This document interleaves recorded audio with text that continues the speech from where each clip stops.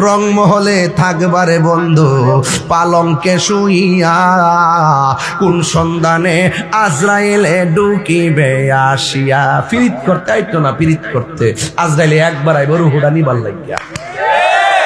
আরে রংমহলে থাকবারে বন্ধু পালঙ্কে শুইয়া, কোন সন্ধানে আজরাইলে ঢুকিবে আসিয়া।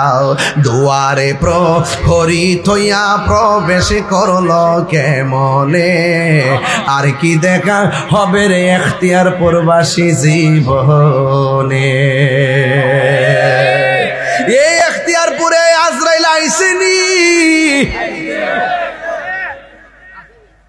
দেখছেননি? বুঝলেন কেমনে? আয় হায় হায়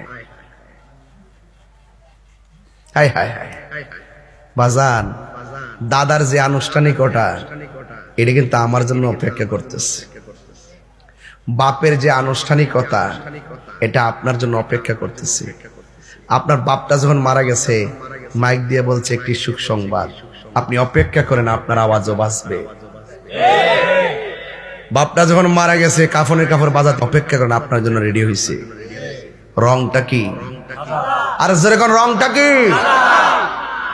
বড়ই পাতার গরম জল দিছিনি, কত মায়া, কি সুন্দর করে গোসল করা, একদম নিথর দেহ পড়ে আছে। এই যুবক পোলাপান, মোবাইল তো তোমাদেরকে গজব করে দিছে। এই চোখ দিয়ে নবী দেখার সুযোগ আছে, এই চোখ তুমি বরবাদ করে দিয়েছ। কথা কোন ঠিক কিনা? ঘুমায়ের ঘরে নবী দেখার সুযোগ আছে না নাই? দেখবেন কিভাবে ব্যাটারিতে লস। ব্যাটারি কি? যুবক এখনো তোমাকে আমি বলি, তোমার জীবন কেবল শুরু। আমার মনে করো না যে তোমার কাছে আজরাইল আসবে না। বহুত যুবক প্রতিদিন দেখি রোড অ্যাক্সিডেন্টে ট্রাকের নিচে ঢুকে গেছে, দেখা যায় না? তো আপনি কি মনে করেন যে কোনো মুহূর্তে আজরাইল আসতে পারে কি পারে না? ও বান্দারে, মরণ বড় কঠিন। আল্লাহ বলেন মিনহা খালাকনাকুম ওয়া ফিহা নুঈদুকুম ওয়া মিনহা নুখরিজুকুম তারাতান উখরা।